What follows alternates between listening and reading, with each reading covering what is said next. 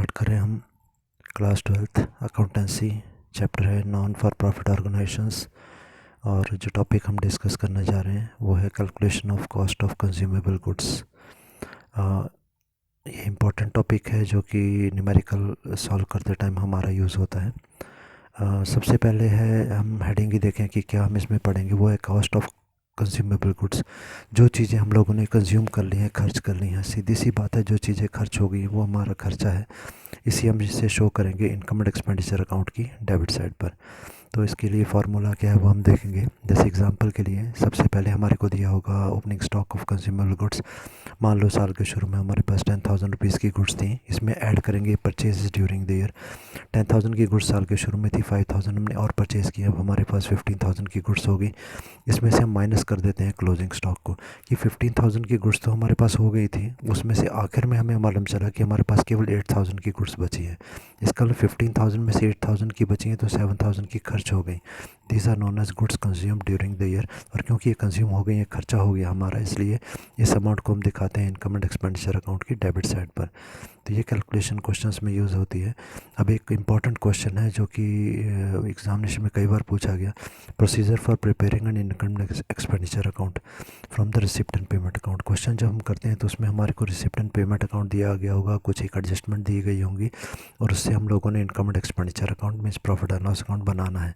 ये क्वेश्चन हमारे काफ़ी बार एग्जामिनेशन में पूछा गया है, यहाँ मेंशन किया है मैंने, आप देख सकते हैं।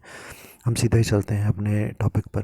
देखिए सबसे पहले हमारे को क्वेश्चन में दिया जाता है रिसिप्ट एंड पेमेंट अकाउंट, जो हम बनाते हैं कैश बुक से, और इस रिसिप्ट एंड पेमेंट अकाउंट और एडिशनल इन्फॉर्मेशन से हम बनाते हैं इनकम एंड एक्सपेंडिचर अकाउंट। पहले बेसिकली एक छोटी सी चीज़ आपको ये समझ में आ जानी चाहिए कि रिसिप्ट एंड पेमेंट अकाउंट की जो डेबिट साइड होती है वो रिसिप्ट साइड है, जो पैसा हमको मिला है, जो मिला है वो हमारे को लाभ हुआ, इसलिए इस डेबिट साइड की जितनी भी आइटम होंगी वो सारी आइटम हमारी इनकम एंड एक्सपेंडिचर अकाउंट की क्रेडिट साइड पर आती हैं। रिसिप्ट एंड पेमेंट अकाउंट की क्रेडिट साइड की आइटम, क्रेडिट साइड की आइटम्स कौन सी है? पेमेंट्स की आइटम है। पेमेंट मतलब जो पैसा हमने दिया है और जो पैसा हमने पे किया होगा वो हमारा खर्चा होगा, इसलिए वो सारी आइटम हमारे यहाँ आएंगी इनकम एंड एक्सपेंडिचर अकाउंट की डेबिट साइड पर। बेसिकली ये फंडा हम लोग लेके चलेंगे। तो procedure for preparing the income and expenditure account from receipt and payment account. सबसे पहले हम देखेंगे कि पहले हमारे को जो रिसिप्ट एंड पेमेंट अकाउंट में इन्फॉर्मेशन मिलेगी वो होगी ओपनिंग कैश और बैंक बैलेंस। साल के शुरू में हमारे पास कितना कैश पड़ा था, कितना बैंक में बैलेंस था, तो ये जो अमाउंट है कैश और बैंक की कहाँ जाता है? बैलेंस शीट में। तो हम यहाँ पर दो बैलेंस शीट बनाते हैं, एक ओपनिंग बैलेंस शीट और दूसरी क्लोजिंग बैलेंस शीट। तो ओपनिंग बैलेंस शीट की एसेट साइड पर चला जाता है और क्लोजिंग कैश और बैंक बैलेंस जो है वो क्लोजिंग बैलेंस शीट में चला जाता है। उसके बाद हम लोगों ने एक और चीज़ डिस्कस की थी कि जितनी हमारी इनकम होती है और जितनी हमारे एक्सपेंडिचर होते हैं, लाभ और हानि हमारे होते हैं, ये दो टाइप के होते हैं, एक बड़े अमाउंट के, एक छोटे अमाउंट के, रिकरिंग एंड नॉन रिकरिंग, जो कभी कभी होते हैं और कभी एक ही बार होते हैं। तो उस बेस पे हम इसको दो भागों में बांट देते हैं, रेवेन्यू एंड कैपिटल, आयगत और पूंजीगत। तो अब बात करते हैं कैपिटल रिसिप्ट्स की। तो बहुत बड़ा अमाउंट हम लोगों ने रिसीव किया, जैसे लाइफ मेम्बरशिप फ़ी, इनके बारे में हम डिटेल में बाद में भी पढ़ेंगे, पहले भी हमने डिस्कस किया। लाइफ में एक ही बार ये पैसा मिला इसलिए हम इसे कैपिटल मानते हैं। लेगेसी, वसीयत किसी ने दे दी, बहुत बड़ा अमाउंट हमें मिला, इसे भी समर्पित विधि निधि हमारी जो होती है ये भी हमारा बड़ा अमाउंट होता है। विशेष दान या स्पेशल डोनेशन हमारे जो होते हैं विशेष उद्देश्य के लिए मिले, उसे अपनी मर्ज़ी से हम खर्च नहीं कर सकते, तो ये समझे एक प्रकार की हमारी लाइबिलिटी होती है। तो ये सारी आइटम्स जो है कैपिटल रिसिप्ट्स की हमारी बैलेंस शीट की लाइबिलिटी साइड पर आती हैं। अब कैपिटल पेमेंट की बात करें, क्योंकि ये पेमेंट है और बहुत ही बड़े अमाउंट की पेमेंट है। क्या एग्जांपल हो सकते हैं इसके? जैसे हमने कोई एसेट परचेज़ की है, फिक्स डिपॉजिट में पैसा इन्वेस्ट किया, लगाया है, investment is price fund, price fund में पैसा हमने इन्वेस्ट कर दिया, तो जो पैसा हमारा जमा हो गया, चाहे वो हमारे पास है, बैंक में है या कहीं और है, तो वो पैसा है तो हमारा, इसलिए इसे बैलेंस शीट की एसेट साइड पर हम लोग शो करेंगे। उसके बाद नेक्स्ट आइटम जो यहाँ पर आती है वो है संचय और कोष या रिजर्व्स एंड फंड्स। तो रिजर्व्स एंड फंड्स, हमने कहा जितने भी चीज़ें जिनके आगे फ़ंड लगेगा वो सभी बैलेंस शीट की लायबिलिटी साइड पर जाती हैं। फंड्स के बारे में हम लोगों ने डिस्कस किया था, हर एक विशेष उद्देश्य, एक ऑब्जेक्टिव के लिए हम एक फ़ंड बनाते हैं। जैसे प्राइस के लिए एक फ़ंड बना लिया, बिल्डिंग के लिए एक फ़ंड बना लिया, स्पोर्ट्स के लिए फ़ंड बना लिया, और जब तक हम उस पैसे को उस विशेष ऑब्जेक्टिव के लिए स्पेंड नहीं कर देते, खर्च नहीं कर देते, तब तक ये सारी आइटम बैलेंस शीट की लायबिलिटी साइड पर दिखाई जाती हैं। नेक्स्ट आइटम हमारी है sale of the fix assets. Fix assets को सेल करना, स्थायी संपत्ति का विक्रय करना। तो जब हमने एक फिक्स एसेट्स को बेच दिया इसका मतलब फिक्स एसेट्स हमारी जो होती हैं वो आती है बैलेंस शीट की एसेट साइड पर। तो जो एसेट साइड पर हम कोई आइटम को बेच रहे हैं, इसका मतलब वो एसेट अब हमारे पास रही नहीं। इस फिक्स एसेट्स को हम लोग क्या करेंगे, बैलेंस शीट में एसेट साइड में से वहाँ से जहाँ पे जो भी आइटम है, अगर वो मशीन है तो मशीन में से इसको माइनस कर देंगे, ठीक है। और मशीन में से हमने बैलेंस शीट में एसेट साइड पर माइनस किया, पर हो सकता है कि उस फिक्स एसेट्स को बेचने से कुछ लाभ हुआ या हानि हुई, या तो वो ज़्यादा में बिकी मशीन या कम में बिकी। अगर हमारे को प्रॉफिट हुआ, ध्यान रखें प्रॉफिट और लॉस ये दोनों चीज़ें कहाँ जाएंगी, प्रॉफिट एंड लॉस अकाउंट में, जिसको हम यहाँ पर कहते हैं income and expenditure.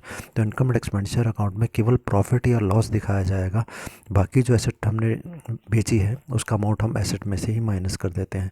7th point हमारा आयगत प्राप्तियाँ या आय, रेवेन्यू रिसिप्ट्स और इनकम। तो ये सारी इनकम होती हैं, आयगत मतलब छोटे अमाउंट की होती हैं, इसलिए हम इसे प्रॉफिट एंड लॉस अकाउंट की क्रेडिट साइड पर, इनकम क्रेडिट्स में क्रेडिट साइड पर आती है, तो ये इनकम एक्सपेंडिचर अकाउंट की क्रेडिट साइड पर आएंगी। उसके बाद है आयगत भुगतान या फिर व्यय। भुगतान मतलब जो पैसा हमने पे किया वही हमारे खर्चे होंगे।